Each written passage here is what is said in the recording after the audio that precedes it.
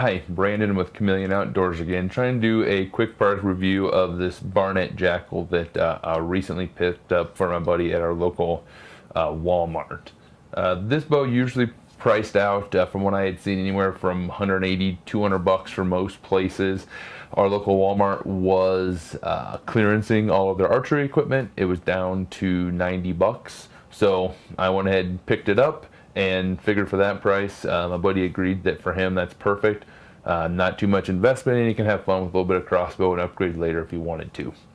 So this bow, one thing I will say is everything is plastic on it, except for your limbs up front, your rail, stock, everything like that. It's all plastic. So other bows obviously that come with metal rails, things like that, a little bit higher quality, but also comes with a quiver, 3-arrow quiver. It does not come with cocking rope, so that was something that I did have to purchase for them, for him, or again, our Walmart had them clearanced out, so wasn't too bad. Does come unassembled, so you do have to put this front limbs on, attach your foot mount, and then put your quiver bracket on here.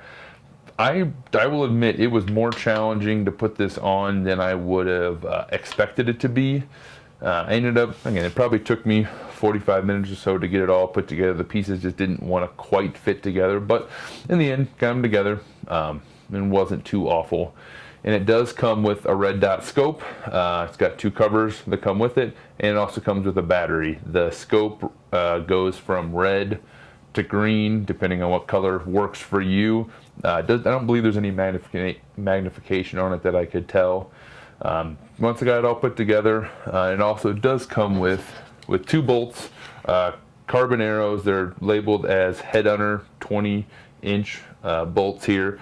So took these out and helped get it dialed in. One thing I have been doing with my crossbows, and I'm trying to sight them in, is I put a little red dot.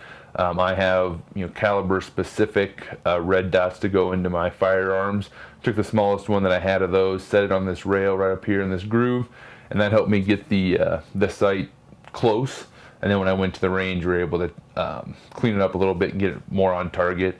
Got it dialed in at 20 yards. Arrows are pretty much touching each other, so once the snow melts here, we'll go back out and take it out to 30, 40, 50 yards, see how it holds up. But yeah, it's not been too bad. It does have little mounting areas to put a sling on it. It is pretty loud. I just did a review on the Centerpoint Sniper Whisper Elite, and that bow is significantly quieter. This bow is rated at 315 feet per second, so if you're out turkey hunting or even deer hunting, it's going to be more than enough to use it for those purposes, depending on the distances you're trying to shoot. So overall, I mean, for what the price is, I think you're getting something that you can definitely utilize if you just want to shoot it for fun in your yard. You want to do a little bit, like I said, turkey or deer hunting. I think it'll work.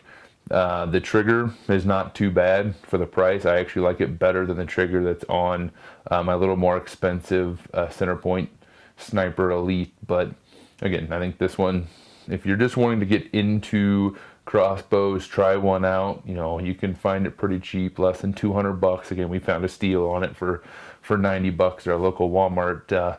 Yeah, I think it's a great beginner crossbow. Kids would enjoy shooting it. It's got a pretty good cover here for your fingers, so you're making sure you're not putting those up on the rail when you're shooting.